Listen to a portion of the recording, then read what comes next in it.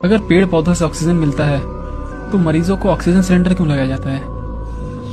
उन्हें जंगल क्यों नहीं भेज देते? Good question, you are a good question.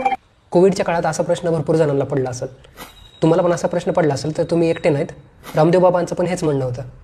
तुम्हारा रेस्पिरेटरी सिस्टम फेल हो ही नहीं सकता, मरते ऐसे। अरे भगवान ने मुफ्त में ऑक्सीजन दे रखी है, ले ऑक्सीजन की कमी पड़ रही है, भगवान ने सारा ब्रह्मांड भर रखा है ऑक्सीजन से। पेशंटला ऑक्सिजनचं सिलेंडर लावण्यामागचं एक सोपं कारण आहे, ते म्हणजे ऑक्सिजनची डिमांड।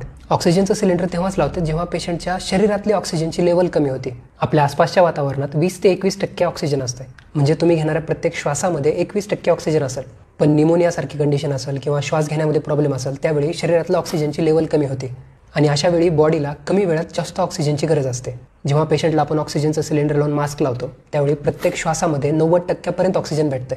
बॉडीची अर्जंट गरज भागवायचं काम सिलेंडर करते।